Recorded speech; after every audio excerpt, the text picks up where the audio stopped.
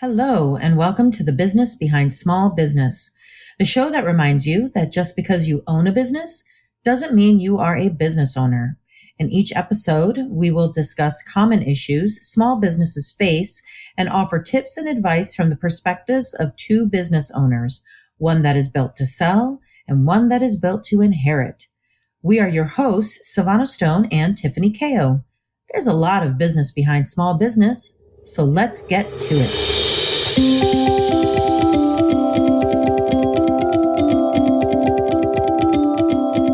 Human resources have been the butt of jokes for so many television shows, but the reality is it's one of the most important facets to the success of your business. Oftentimes, a business owner will think that they are too small to have an HR and will generally rely on their payroll company to fill in the blanks on their behalf. Problem is, HR is so much more than just payroll and benefits. It's the tangible vision and mission of your company. It's where your company culture is managed and facilitated. The biggest question, though, is at what point should you consider hiring an HR professional, and what are the benefits and drawbacks, if any, you should consider? Before we begin, please note our disclaimer. This is available in both our show notes and on our website, and should be referred to before and or after this podcast. HR is not a luxury expense for small businesses. It's a necessity if you've hired employees. Most small business owners feel like they can kind of muddle their way through this, but it is not an area you want to navigate by yourself through trial and error. Not only are the people in your business one of the most important and perhaps the trickiest asset you will ever have, which HR professionals are equipped to handle, there are quite a bit of compliance work that HR does that keeps a company in line with local and federal employment laws, and that in turn keeps the business owner from having to pay hefty fines or lose out on a lawsuit, say, bought on by a former employee. Being sued by employees happen more often than we all think. So let's clarify what typically falls under the role of an HR specialist. First, they oversee recruiting and hiring and terminations. They handle performance management and reviews. They're involved with employee training and development. They manage employee benefits and compensation. They maintain company culture and ensure a safe work environment.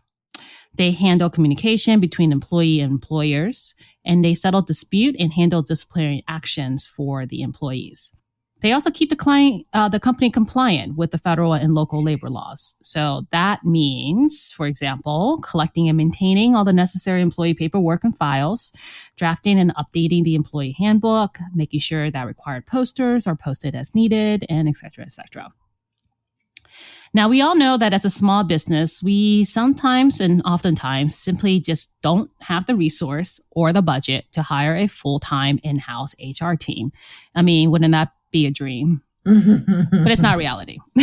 So let's talk alternatives. I have three alternatives for you. One is do it yourself. Now, I already mentioned that this is highly not recommended, but it's not illegal for you to be the HR person in your business as the business owner. The real question that you should ask yourself is, should you? Now, if you do decide to go it on your own and do it yourself, then at least go about it with eyes wide open and commit to the time that's needed to do it well.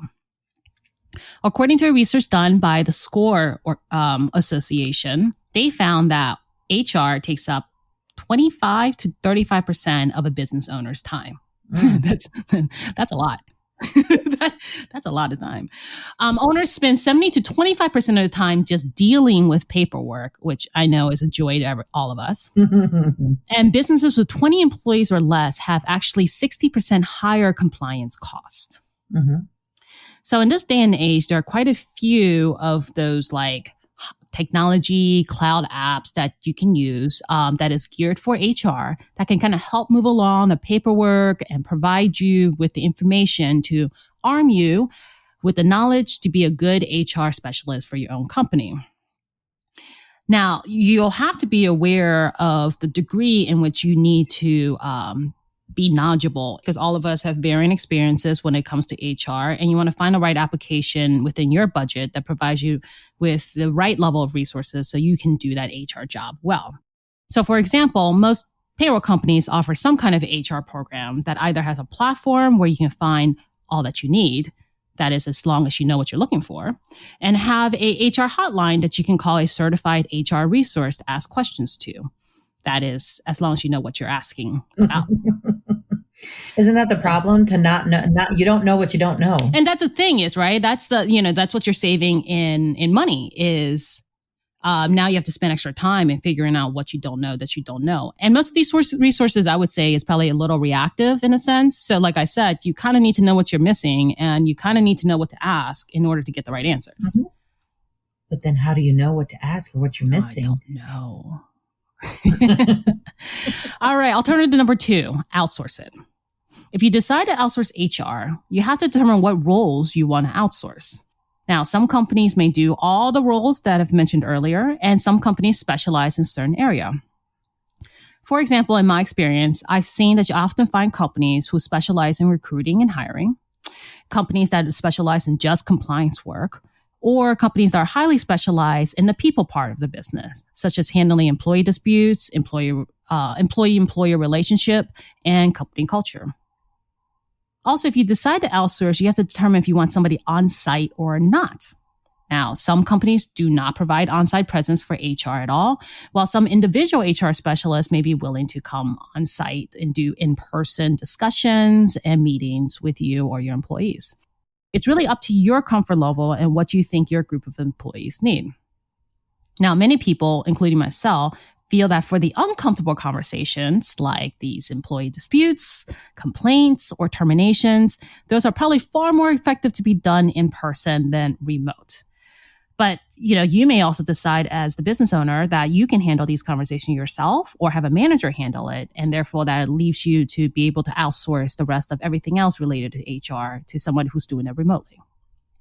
Now, I don't know, Savannah, have you ever seen that movie Up in Air? Yes. What George Clooney. That's kind of what I was thinking about when I was writing this, right? Remember how George Clooney is the in-person, I feel like I say it, I'm going to ruin the movie for everybody else. But anyways, he has uncomfortable HR conversations and he does it in person, right? And I forget who the actress is that plays opposite of him. And she's kind of like the... oh gosh, it's been a while. Twilight. She's in Twilight, Pitch Perfect girl. I can't see her face, but I cannot remember her name right now, though. I'm gonna look it up. Please do. You keep going, but I'm going to look it up. So basically, she comes along and she's kind of like the newer class of ideas of how to get this done. And she decides that it's better and more cost effective to get it done virtually and have these conversations over basically like a Zoom software in a sense. Anna Kendrick. Thank you. Yes. Love her. Anyway. I could see her. But you know what I was thinking? You're saying Twilight and I'm over here like the Cup Song girl. Pitch Perfect girl. Yeah. Yes, that's it. Yes. That's right. I think that was the movie she did right after Twilight and before Pitch Perfect. So she was not very well known, but I think that movie really showed her talent for acting. Mm-hmm. And so I was thinking about this too. So if for our listeners who have no idea about the movie, if you watch it, you'll see what I mean. It's kind of it's definitely uncomfortable employee conversations that they're having. Yeah. And there's this debate of whether or not the new style, the in-person or whether the virtual style is better or more effective. Mm-hmm. Anyways, overall, just a fun movie to watch. Mm-hmm. So getting back to what we were saying, the beauty of outsourcing is that there are many types of HR companies and individual HR consultants out there. So you can really seek out the freelancer, consulting company, or service provider and service level that fits your needs and budget. And you can rev up and down as you need with the growth or downsize of your employee base. So lots of flexibility there. Alternative number 3 is use a PEO. So a PEO stands for Professional Employers Organization. I had to look that up too, because I kind of sat there and was like, I can't remember. What I just always call it a PEO, You really have to articulate that because otherwise it just sounds like you're saying use a P. PEO. PEO. So these type of companies kind of become a co-employer of sorts with you. So your employees are actually technically hired under their employee's umbrella, meaning that your employee wages are actually reported under the PEO's federal EIN. Now, the PEO also absorbs all of the employee liability, such as the tax deposits and stuff like that. The advantages of having a PEO is that because they accumulate such a large pool of employees from all their customers, they're able to leverage the economies of scale and afford employee benefits across the board that you yourself, as a small business, would not otherwise qualify on your own. Now, in some industries where competition for talent is fierce, the benefits you offer is what makes or breaks the deal. And this is also a way of tapping into kind of quote unquote big company benefits at a much more affordable cost. So then you can actually attract and retain that top talent. Now, typically, PEO services include a lot of HR services. I mean, after all, they're co-employers with you, right? So your employees is kind of their employees. So they provide a lot of HR services like consulting, hiring, payroll, and compliance. And they typically have all of the softwares and applications in place so that your employees can, use their onboarding program, usually all virtual, fill out their paperwork, manage their paperwork, store their paperwork, manage their benefits online and whatnot. So hiring an employer, working with a PEO rather, really covers a lot of what's needed to help support your employee base. So I found a good article that lists the pros and cons of various types of HR outsourcing options. So we'll link it in the show notes below, and you can see what the benefits and drawbacks are of each option. At the end of the day, the best HR option is the one that fits your specific needs. Just know that having HR is not a cost you want to skim over, and certainly you need to include it when you're evaluating the cost of hiring and the cost of your employees. So knowing when to hire an HR professional generally boils down to a few things going on in your company. So we're going to start at the beginning. When your company isn't quite new and it's showing promise, you've gotten to a place where you now have quite a few people under your belt. So let's say you've got under 5 employees. There are some great online HR tools and subscription-based companies that can give you what you need when you need it. There is some self-guidance expected at this level, but so long as you have an employee manual, a procedures manual, and you're good with OSHA, you should be on a good path. Be sure that your payroll is set up appropriately along with your taxes and the benefits you offer, and that you have a point of contact with your payroll provider to discuss additions as your company grows. Now, let's say you've got 10 to 20 employees and you're starting to have specialized teams. You may want to hire a contracted HR professional that will help you navigate the nuances of your company and take on challenges with your team on your behalf. If you've now grown to 50 employees, you may want to continue with your contracted HR so long as this person is dedicated to you and the growth of your company. Payroll can begin to get complicated if it hadn't already, and a focused specialist will catch mistakes and squelch trouble before it's fully brewed. All right, so if your company is at 100 or more, it's time to bring your HR in-house. You need a dedicated HR staff to manage and monitor your employees. And with this, many people on staff, you'll need your HR to be fully dedicated to you and full-time. So now let's talk a little bit more about in-house versus outsourced HR. So earlier I discussed, or rather I drilled in a little bit more on what you had said, Tiffany, and hopefully gave a picture of the numbers that you should be thinking about, the number of employees, the complications of your company. So now we're going to go into detail about the in-house versus outsourced. Business News Daily posted about this, and I quote from their article, and the source will be listed in the show notes. When you're ready to offload HR work to someone new, you can either hire new employees or enlist a third-party firm. Both entities will have the knowledge and skills to handle HR in ways that might be more difficult for you. Consider the following factors before you make your decision. Cost.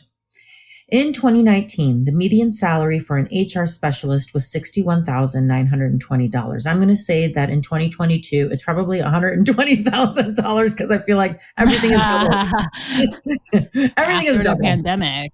After the pandemic. I think the supply is also slower. I'm sure a few HR people quit. For sure. But that was in 2019. So the equivalent number for an HR manager is about twice that. So then HR specialist at say 62,000, HR manager at right around 120 some thousand.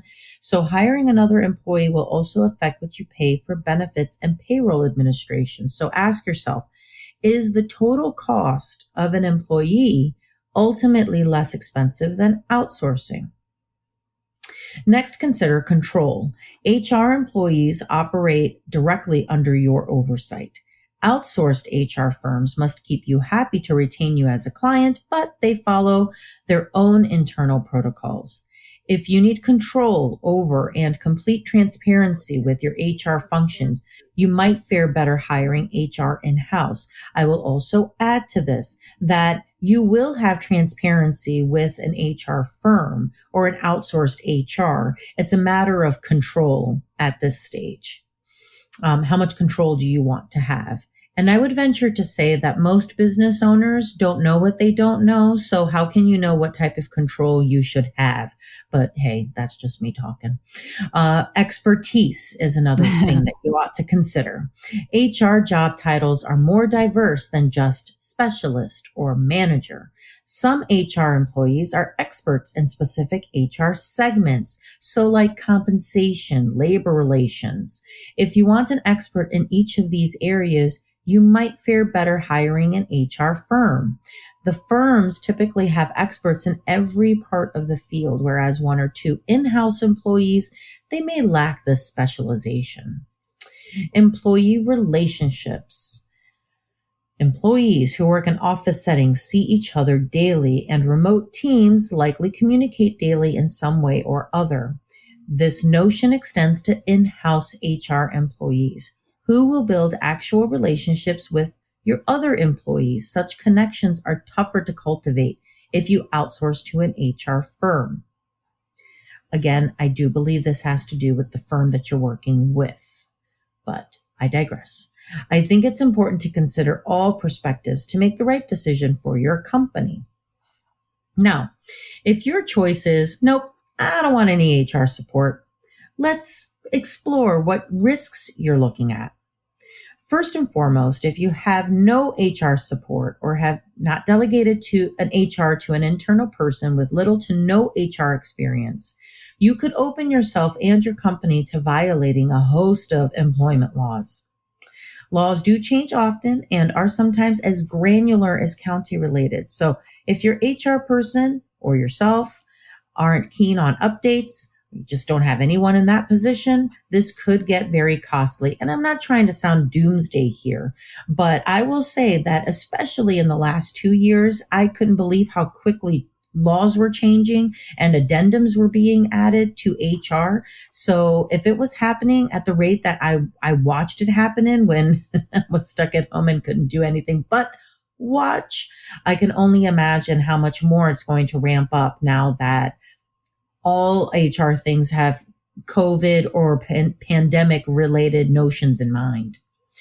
Next, if company culture isn't important to you, it really should be. And if it is, then I'm sorry, it can't be if you haven't anyone in an HR role representing your vision, your mission, and your overall company culture. You could say it, but honey, if you ain't living it, then it ain't true.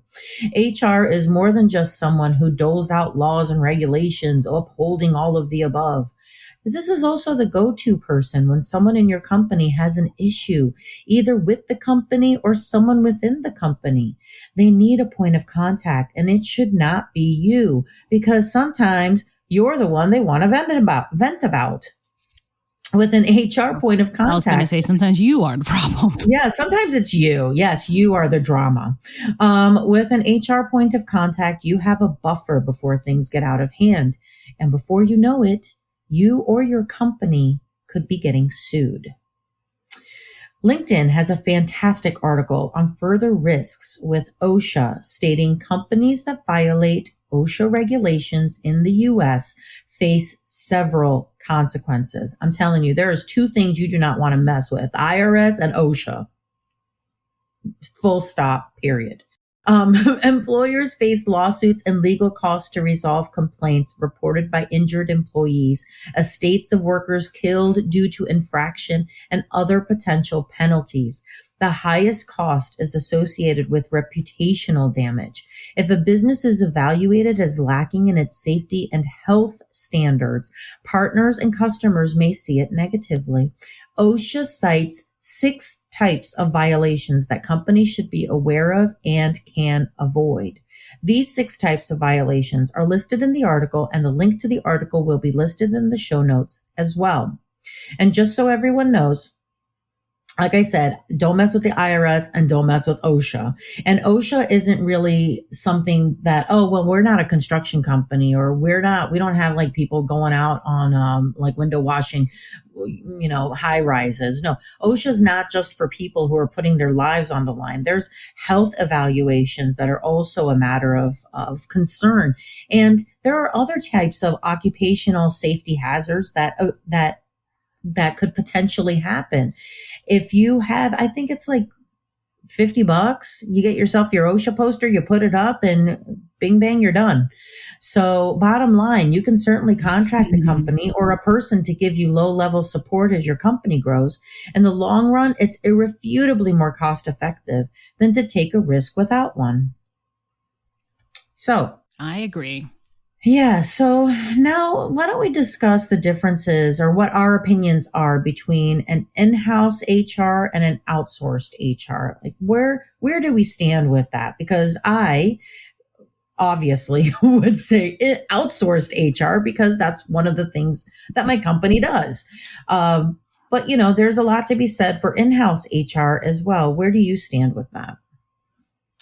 So I never got to the point of having an in-house HR. So I outsourced mine, and I'm thankful to this day for my HR specialist, because there was just so much to learn from them and so many things that they were able to help me with. But I will tell you that one of the great things I would say that why I wanted to work myself up to it in-house HR is I like the specialty, right? Compliance issues, okay, that's pretty standard, straightforward. Paperwork and stuff like that, that's all pretty standard. But I think the one thing that in-house HR probably has an advantage over outsource is that they're fully dedicated and focused to your company.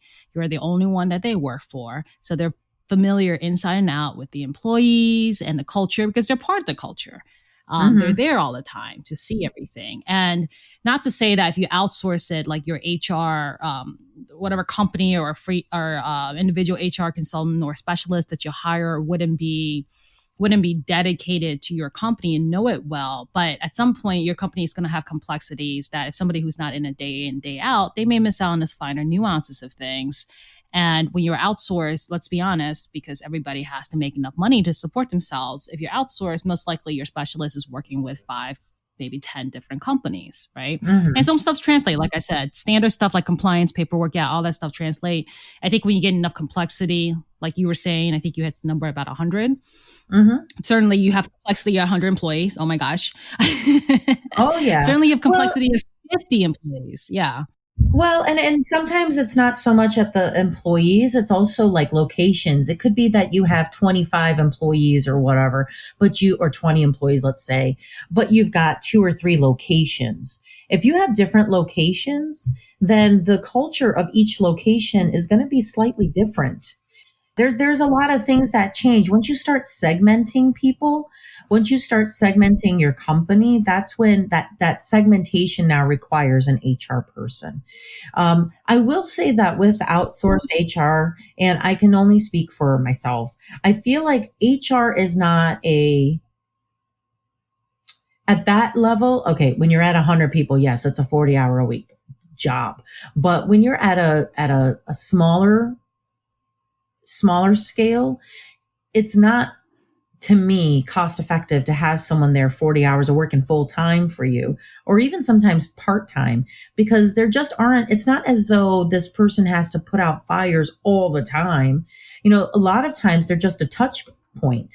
So it's to me, more cost effective to have an outsourced HR. And this outsourced person, likely does know all of the nuances of your company, because they're hopefully focused and dedicated to you and your company as they are for their other clients, and do understand those subtle nuances, but aren't necessarily necessary to be there 20 or 30 or 40 hours a week.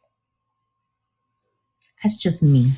Yeah, and it depends on the company, right? It depends on the company, Mhm. right? I mean, we certainly know when you outsource it, you do sometimes fall into companies where, of course, you're trying to load one person with as much workload as possible to make it worthwhile, right? They all have billable hours and stuff they need to meet, right? So those kind of companies, probably culture is a little bit different versus like if you get a great boutique, small, local HR company and specialist, you might get very dedicated, very sincere and genuine support. Mhm. The thing I would say about in-house is, and while my outsourced HR did a marvelous job of this because I simply wasn't that big, I can see that I got to a point where if I had an in-house person, even if they're there for only 20 hours a week, meaning that they're part-time, they're happy to be part-time, and they're only around for 20 hours, I can see the value of having that established relationship with the employees and that HR person just by, being part of the culture and being around. There's always like, and it depends too, like I said, like outsource HR, some people want to get really engaged in the culture, and in some companies are a little bit more removed. And so if they're a little bit more removed, which is what I'm kind of generalizing for outsource HR, there's just a finer flavor about your company that they may not just be as in tune with. Now, my outsourced HR did a lot, and I mean they did compliance and everything too. But what they were valuable to me for wasn't compliance. What they were valuable to me for was really employee training, um, you know, uh, setting up and kind of maintaining, helping like with the company culture, a lot of employee like development and creating processes around that and performance reviews and whatnot. Like it's, quote unquote, all the touchy feely stuff that they were just great at. Right. And I Mhm. really liked that. And they did a great job of doing that. But again, like I said, I wasn't that large. So I could be in the middle and fill in a gap of kind of the day-to-day things or certain things about employees that they just weren't around for. And it's perfectly Mhm. fine. But if I had like 50 or 100 employees and I was expecting my HR still fill that gap, it's just a little bit harder. Not that it's Yeah. impossible. I just think it's just a little, yeah. Yeah, true. I mean, I don't disagree that once you get to a certain level of, if you are at that 100-person mark, you probably also have the ability to hire full time, right? Like you really should have a full time person in your office or even a Well, part that time goes person. back to what It's we were talking about is did you calculate your costs properly? yeah, yeah. Calculate your Right? Did you costs. bake this into your employee cost, the cost of hiring people? Well, and I would argue that the success of your HR experience has more to do with the size of the HR outsourced company than it does with your size. Because That's fair. Yeah. I've had clients come to me after they worked with a much larger company and they just felt like a number to them. So they came to us. Yeah, like I said, too far removed. Yeah, they were too far removed. Like they did all of the right things, but there was no specialization, I guess, to it, or no like human touch to it. Even though they had a human doing these things, Centric it just didn't business. feel. Yeah, it just didn't feel. It felt more transactional than a relationship. So then they came to us. So I do believe that it has more to do with the HR company size than it does with your size. But that's the point. That's the reason why we discuss this and why we try to give you as many perspectives as we can, so that if this is something that you're considering, you're thinking about, or maybe you're in a position where you're like, oh, I'd like to in the next few years to hire somebody to do my HR, or maybe you're currently have an HR that you're like, I really hate the way this works out, are looking for alternatives. That's the reason why we're talking about it. So, Well, I think one thing we can definitely agree on is you need an HR somewhere when mhm. you have employees. No matter if you're doing it, somebody else is doing it, whichever the case may be, but you need that. Oh yeah. And I'm over here like I'm the measure 15 times cut once kind of person over here. So I'm over here like you hire one person and you need an HR. But then that's also just how I feel about risk. I'm not a risky person. So I'm like, you hire your bookkeeper the day you get your business license. You hire your Well, some of it takes some self-awareness, Mhm. Yeah, oh, absolutely. knowing what type of business owner you are, right? Especially the smaller the company, because I think the smaller the company, the far wider like impact that your personality has on the company culture.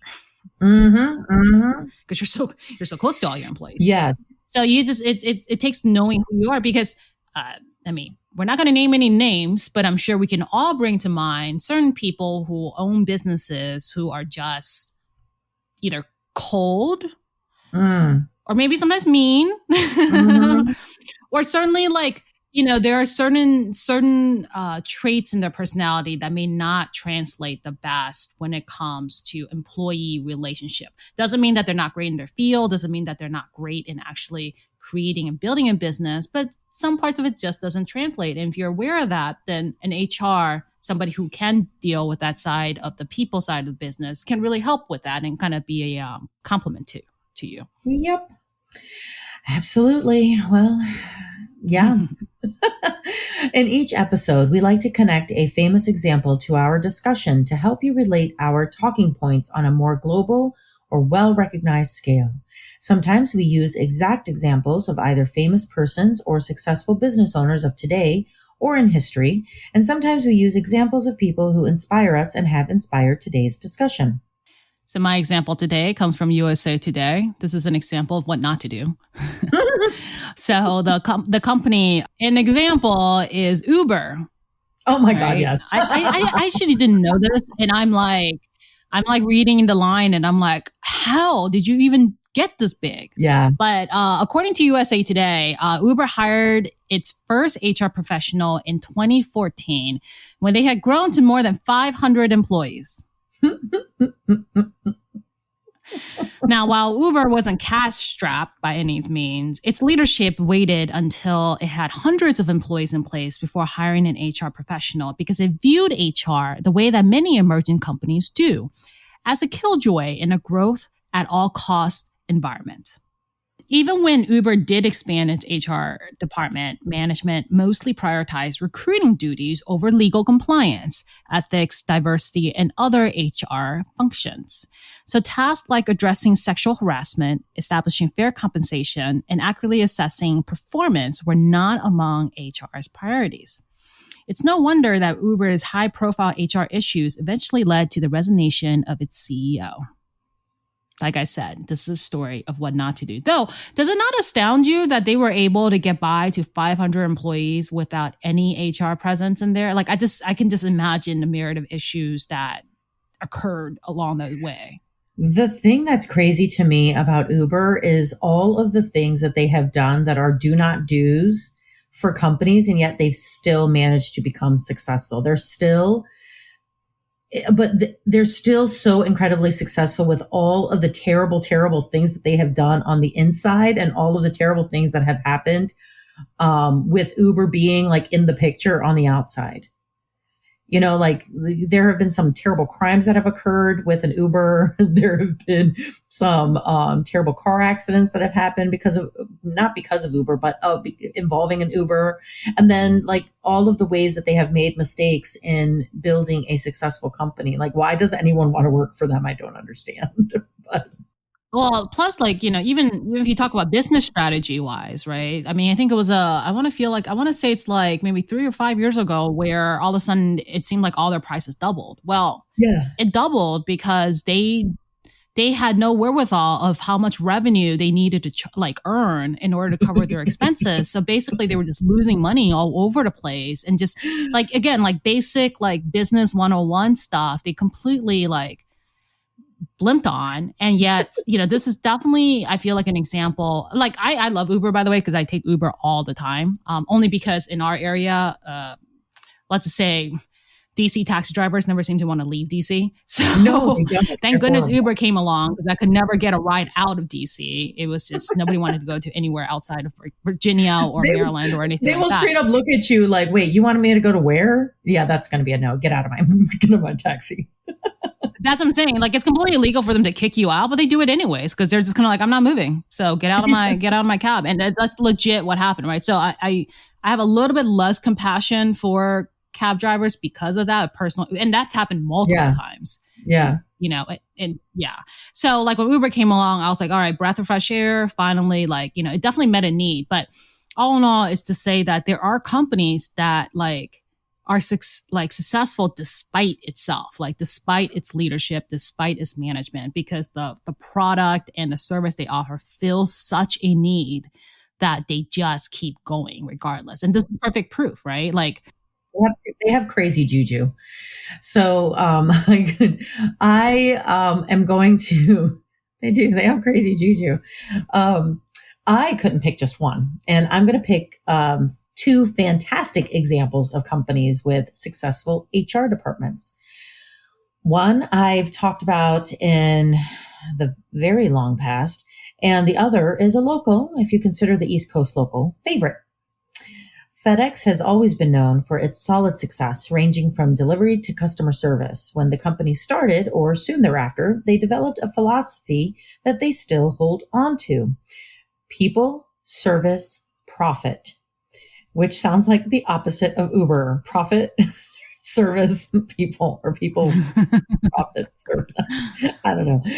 The foundational belief is that excellent care of employees breeds excellent service. In order to track employee success, FedEx holds an annual feedback action program, and they send a survey to its employees. After receiving the feedback, management discuss the results to problem solve. They find this to be the most successful way to keep things harmonious within the company. I think that's phenomenal, especially as big as FedEx is. And actually, I have a cousin who works for FedEx in corporate, and he loves it. Anyway, and he's been working for them for a very long time, so that says a lot to me. Wegmans is one of my favorite grocery stores. They have 80 locations that are still operated by the original family, which initially opened its fruit and veggie cart back in 1916. Wegmans awards and accolades include 2 HR recognitions from Fortune as one of the best companies to work for. In 2006, the company ranked number 2, and in 2013, the company ranked number 5. In 2014, they received Glassdoor's Employees' Choice Award for one of the top 50 large companies to work for. Wegmans emphasizes taking care of the employee and the customer. I have 2 cousins who work there, and hey, I am a patron myself, and I can attest to the wonderful and lasting experience Wegmans creates. Oh, those are definitely good opposites to what I said in my example. There you go. I mean, we can end on an optimistic note, right? Yes, we could. We are. With each episode, we like to share either books, tools, apps, platforms, or anything we think is a great next step and connector to our discussion. So if you like our subject matter and want to learn more, you'll have a great place to start. So I'm not recommending any kind of tools or apps or platforms because those are easy enough to, I think, Google and find for yourself. Everybody offers a little bit something different. I like the fact that there's so many options out there now, as previous to 10 years ago where there wasn't really a lot of options. So what I have is just a piece of advice, which is please, please, please calculate your HR support as a necessary expense to hiring and retaining your employees. This should be seen as a normal cost of doing business, but it is so often overlooked or severely underestimated when a business owner is deciding whether they should or should not hire their first employee or their next employee. And since in most business, the people cost is not insignificant, this cost really should be evaluated when you're determining the pricing of your service or product to make sure that you're aiming for the right amount of revenue to support your business. All right. So it's not easy for me to recommend an HR platform when most often I'm telling clients that you may want to hire a contracted HR specialist from my company to handle your HR. But in this case, I'll make an exception. There are a few options out. Shameless plug. Yeah, I am shamelessly plugging. I'm always doing that. You should know that about me. There are a few options out there for a company that just wants a little bit of HR or HR light, as it were, until they are in a position to hire someone either outsourced or in-house. Gusto and ADP both have viable options for your HR needs. Much of it is self-guided, but they do have great support to help you if you find yourself at a loss. Just know that much of it is going to be on you. So, this goes back to the whole, you don't know what you don't know. And although there is some support, it's very minimal support. So a lot of it is going to be you putting the time in. Bamboo HR is very similar to Gusto and ADP in that they offer HR-related services, including payroll management. However, they also simplify data management. It makes them a little easier to navigate and manage. So again, Bamboo HR, and it's funny that I should be saying this because I've had 2 clients come to me after they were with Bamboo HR. But again, if you are looking to outsource, but you don't want to do the legwork to find the HR source that is right for you, you could go with a larger company like Bamboo. I can't ethically force you to hire a person, but I will say your best bet is to outsource an HR specialist until you can get a department in-house. This will give you a more catered and exclusive experience. Plus, they will be more likely to catch things before they become red flags than a larger, more sterile company. Agreed. I think we are all both a little biased toward the boutique subject matter expert specialist companies, aren't we? Just a little, but you got to do what you feel is right for you, and hopefully we've given all of the perspectives that we can give, all the angles of the perspective, so you can make the best choice. That's correct. At the end of the day, it's finding the right fit for you. Yes. So please join us for our next episode where we will discuss when would you need to bring key personnel into your business and why. What purpose would they serve? So we're going to go beyond the HR specialists now. We're going to talk about managers and supervisors and maybe controllers or whatever persons that you need inside of your business. When do you need them? Why do you need them? What roles do they, what purpose do they serve? And this is important because I don't know about you. Well, you probably have come across businesses that are just ginormous and really do need certain key persons in their business, and they don't have them. And this to me is the crack in what could essentially turn into a crumble of your company. Please show us your support by following us on your preferred podcast platform, social media, and YouTube. We'd love for you to also share our episodes. All of our links are posted below. Until next time, mind your business behind your small business.